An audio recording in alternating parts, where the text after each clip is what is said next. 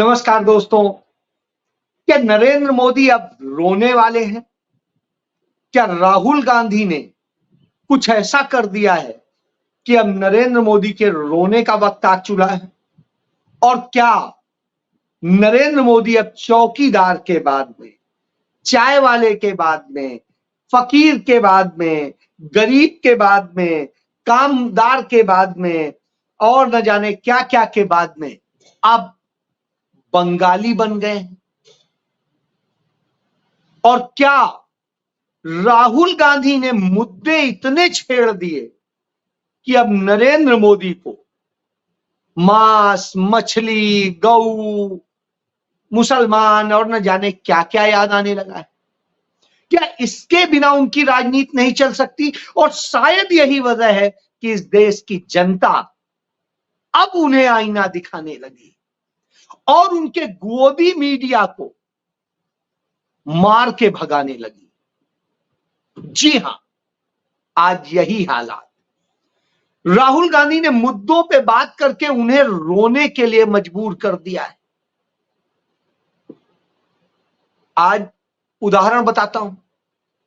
नरेंद्र मोदी बंगाल गए और बंगाल में जाकर कहते हैं कि मैं या तो पूर्व जन्म में बंगाली था, बंगाल में पैदा हुआ था, या अगले जन्म में मैं बंगाल में पैदा होऊंगा। मेरा आपके साथ ऐसा रिश्ता है। गजब की स्थिति है। वो भूत भी जानते हैं, वो भविष्य भी जानते हैं और वर्तमान पूरी दुनिया देख ही रही। तो जिस समय वो मगरमच्छ पकड़ रहे थे, उसी समय वो चाय बेच रहे थे, उसी समय वो एनसीसी में काम कर रहे थे, उसी समय वो जाके हिमालय पर तपस्या कर रहे थे, और उसी समय न जाने क्या क्या पाकिस्तान जाकर के बांग्लादेश की लड़ाई लड़ रहे थे और न जाने क्या क्या कर रहे थे। ये मैं नहीं कह रहा हूं, नरेंद्र मोदी कहते हैं। और आपने उनसे सुना ही होगा कि किस किस तरीके से कहते हैं। आज वो कहते हैं कि शहजादे उन्हें रोज 50-50 गालियां देते हैं और न जाने क्या क्या करते हैं, लेकिन आप लोग दुखी मत होना, दुखी मत होना आप लोग। मैं गरीब हूं, गरीब घर से हूं, इसलिए मुझे कोई भी गाली दे सकता है। साहब, प्रधानमंत्री यदि ये कह रहा है, वह प्रधानमंत्री कह रहा है जो 10-10 लाख का सूट पहनता है और दिन में 4 बार कम से कम कपड़े बदलता है, वह प्रधानमंत्री कह रहा है जिसके रोज ब्यूटी संवारने के लिए जो टीम है पूरी, वो 35 लाख रुपए से अधिक रोजाना खर्च करती, और वह प्रधानमंत्री कह रहा है जो 5 करोड़ रुपए पर डे से, रोजाना से अधिक अपने ऊपर खर्च करता है। यदि वो गरीब है तो ईश्वर करे इस देश का हर व्यक्ति गरीब हो जाए, नरेंद्र मोदी जैसा। हर व्यक्ति के पास ऐसी गरीबी आ जाए। राहुल गांधी के पास तो अपना मकान भी नहीं है, अपनी दुकान भी नहीं है, अपना प्लॉट भी नहीं है, अपना कुछ नहीं है। सोनिया गांधी के पास भी नहीं है। नरेंद्र मोदी के पास में गुजरात का सबसे महंगा प्लॉट है, गांधीनगर में, और पड़ोस वाले एक भाजपा नेता का था, वो भी कब्जा लिया उन्होंने। मैं नहीं कह रहा हूं, रिकॉर्ड देख लीजिए, उनके एफिडेविट में आपको मिल जाए। उसके बाद में उनके अकाउंट में करोड़ों रुपए हैं। भगवान करे ऐसा गरीब हर कोई हो जाए। उनके कई दुकानें भी हैं, उनके तमाम इन्वेस्टमेंट भी हैं, और जिनका 1 दर्जन गाड़ियों का वह काफिला है जो 16-16 लाख की 1 दर्जन गाड़ियां हैं। वो उस विमान से चलते हैं। वैसे 2 विमान उन्होंने स्पेशली खरीदे जो 8.5 लाख के हैं, यानी 17 लाख के 2 विमान हैं उनके पास। बाकी जो तामझाम है वो आप सब देखते हैं। तो इससे आप समझ सकते हैं इतना गरीब आदमी ये कह रहा है। कल्पना कर लीजिए, क्या आपको ये गरीबी चाहिए? मुझे तो लगता है, मुझे यदि मिले तो मैं तो कहूंगा भगवान करे ऐसी गरीबी मुझे तो मिल जाए। तो आप इससे समझ सकते हैं। तो नरेंद्र मोदी जब ये कहते हैं, तब राहुल गांधी कहते हैं कि लड़ाई मेरे लिए नहीं है, ये लड़ाई किसी एक व्यक्ति या एक पार्टी के लिए नहीं है, यह इस देश के लिए है। इस देश के 90% जो आबादी है उसके लिए है, जिसमें पिछड़े हैं, दलित हैं, आदिवासी हैं, अल्पसंख्यक हैं और गरीब सवर्ण वर्ग से वो लोग हैं जिनका सब कुछ छीना गया है और छीन करके इस देश के 22-25 पूंजीपतियों को सब सौंप दिया गया है। इस देश के 22 पूंजीपतियों को 70 करोड़ लोगों के पास जितनी संपत्ति होती है उससे ज्यादा की संपत्ति नरेंद्र मोदी ने पिछले 10 साल में सौंप दी। ये मैं नहीं कहता हूं, ये भारत सरकार का आंकड़ा कहता है और उसी पर राहुल गांधी कहते हैं। और जिस तरीके से ऑप्लेक्स की रिपोर्ट है कि भारत में भुखमरी की स्थिति में ढकेल दिया गया है, सिर्फ उत्तर प्रदेश की यदि बात कर लें तो उत्तर प्रदेश में भारत सरकार और राज्य सरकार के आंकड़े के मुताबिक उस डबल इंजन वाली सरकार में पिछले 7-8 साल के भीतर स्थिति यह हुई है कि वहां 15 करोड़ लोग ऐसे हो गए हैं जो भुखमरी की कंगार में पहुंच गए हैं और जो 5 किलो अनाज पर जीवित है, जिन्हें गरीब अन्न योजना के तहत वो 5 किलो अनाज दिए जा रहे हैं। आप समझ लीजिए कितने भुखमरे लोग हो गए होंगे। टोटल 22 करोड़ की आबादी, उसमें 5 करोड़ ये और उसमें 18 करोड़ बेरोजगार। कोई छोटे मोटी सी कुछ इधर उधर कर कुरा के काम चला। गांव में चले जाइए, शहरों में चले जाइए, कहीं चले जाइए, हर घर में बेरोजगार मिल जाएंगे। उसके बाद में कहते हैं कि साहब डंका बज रहा है। बिल्कुल डंका बज रहा है, लेकिन डंका किस बात का बज रहा है कि भारत दुनिया का सबसे भुखमरा देश बन चुका है। मैं नहीं कह रहा हूं, नरेंद्र मोदी के आंकड़े कहते हैं। और भारत सबसे ज्यादा बेरोजगार आबादी वाला देश बन गया है। ये मैं नहीं कहता हूं, ये आंकड़े कहते हैं भारत सरकार।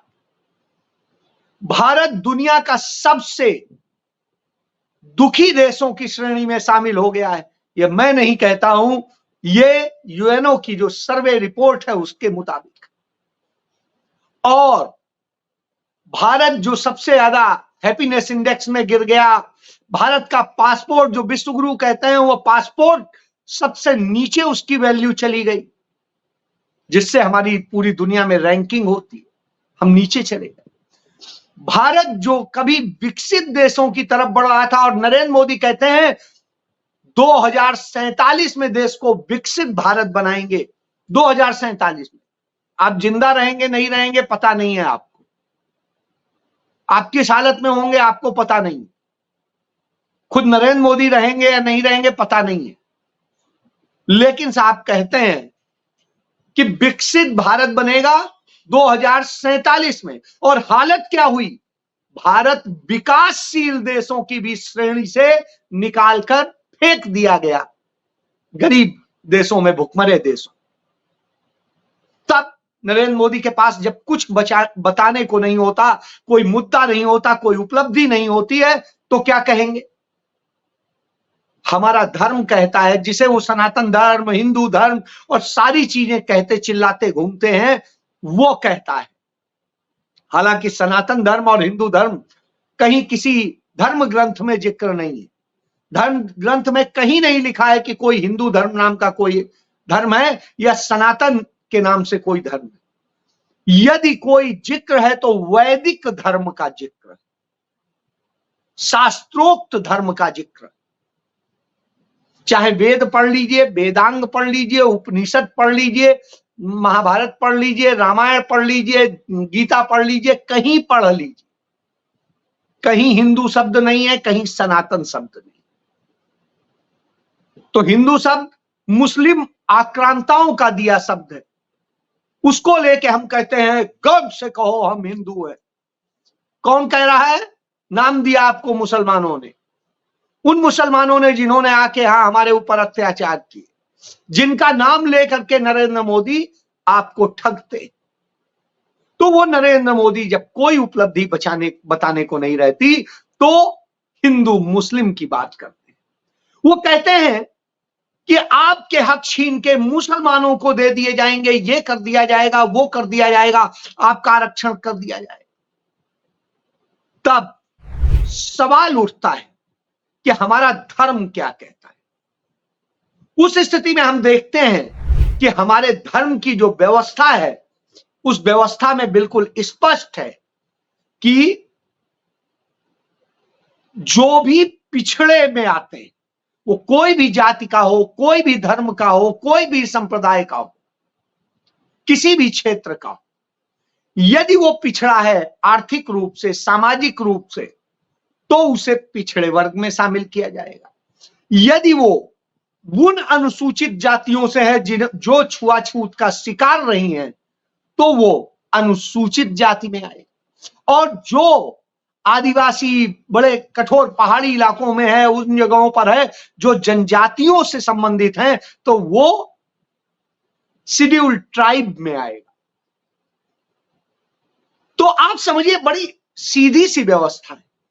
तो जब इस तरह से वो झूठ बोलते हैं तो आप समझ सकते हैं। और खुद कहते हैं पसमानदा मुसलमानों के लिए हमने ये किया, पसमानदा मुसलमानों के लिए हो। और जब पसमानदा मुसलमानों का नाम लेते हैं और वो जिन्हें वो खुद कहते हैं कि पिछड़े हैं, और जब पिछड़े में उनकी गणना होती है तो साहब उसे सांप्रदायिक रूप देने की कोशिश करते हैं। लेकिन वही नरेंद्र मोदी जम्मू कश्मीर में चाहे बकरवाल हो, चाहे गुर्जर हो, चाहे दूसरे हो, और इसी तरीके से तमाम सारी और जातियां हैं जो दूसरे धर्म से, उन सब को कैसे पिछड़े में शामिल करके क्या कहानियां बनाते हैं आप समझ लीजिए। तब हिंदू मुस्लिम नहीं होता है। लेकिन यदि किसी पिछड़े को इंसाफ दिया जाए, जो पिछड़ा है सामाजिक तौर पे, जो धर्म परिवर्तन करके कोई भी धर्म अपनाया है, तो आप उसे कहेंगे कि नहीं आपका हक मारा है। कांग्रेस तो कहती है, राहुल गांधी तो यही तो कहते हैं, इसीलिए इनको ये रोना आ रहा है। वो कहते हैं हमारी सरकार आते ही हम जातिगत जनगणना कराएंगे और जितने हैं सबका आर्थिक सर्वे करा करके तैयार करेंगे, कौन किस किस तरीके से परेशान हालत में है, कौन गरीब है, कौन कैसा है, किस हालत में, और फिर उसको क्या न्याय संगत हक मिलना चाहिए उसके लिए काम करें। यही तो पूरा देश चाहता है कि निश्चित रूप से उस वर्ग को हक मिलना चाहिए, ना कि उन 10% लोगों को मिलना चाहिए जो देश में आज भी राज कर रहे हैं, कल भी राज करेंगे। और नरेंद्र मोदी के शासनकाल में वो लूट लूट के अपने घर भर रहे हैं और उसके लिए तमाम गुनाह कर रहे हैं। इलेक्टोरल बॉन्ड के जरिए कर रहे हैं, दूसरे और तरीकों से कर रहे हैं, और किस किस तरीके से उन्होंने लूट करके हमारे लोगों को मार डालने का काम किया। नकली दवाएं सप्लाई की और इलेक्टोरल बॉन्ड दे दिया, कोई जांच नहीं। नकली टीका लगवा दिया, लोग मर रहे हैं, लगातार साइड इफेक्ट्स हो रहे हैं, लेकिन कोई पूछने वाला नहीं। क्यों? इलेक्टोरल बॉन्ड ले दिया। तमाम जुआ खेलने वाली ऑनलाइन कंपनियों से बात हुई, वो जो है उन्होंने सारा फ्रॉड किया, उनसे पैसा ले लिया। और छोड़िए वो अस्पताल जो लूट का अड्डा बने थे, जिन्होंने लूटा था लोगों को, उन्हें लूटने का लाइसेंस दिया और बदले में इलेक्टोरल बॉन्ड ले ली। यह किया नरेंद्र मोदी। इलेक्टोरल बॉन्ड सभी पार्टियों को मिले, लेकिन जितनी दागी पार्टियां थी, जितने दागी लोग थे, उन्होंने भारतीय जनता पार्टी को दिया। जिन दागी कंपनियों के यहां ED, CBI, income tax police की रेड हुई है, उन्होंने आके भाजपा को दिया। उन्होंने कांग्रेस को नहीं दिया, उन्होंने किसी और को नहीं दिया। इक्का दुक्का केस जो देखे जाते हैं, जैसे टीएमसी को कुछ एक आध दागी कंपनियों ने दिया है, एक आध दागी कंपनियों को तमिलनाडु में डीएमके को दिया है, लेकिन शेष कहीं पर भी यह स्थिति नहीं हुई। सारे दलाली करने वाले, सारे चोरी करने वाले, सारे डाका डालने वाले, सारी बेईमानी करने वाली कंपनियों ने भारतीय जनता पार्टी को दिया। बाकी पार्टियों को उन्होंने दिया जिनके ऊपर कोई दाग नहीं। तो इससे आप समझ सकते हैं, और वो इसलिए भी दे देते हैं कि उससे कोई फर्क नहीं पड़ता, उन्हें इनकम टैक्स की उतनी छूट मिल जाती। इसलिए आप समझ सकते हैं कि ये खेल किया गया। तो ये जब खेल हो रहे हो तो आप तमाम सारी चीजों को समझ सकते हैं। राहुल गांधी ने क्यों कहा?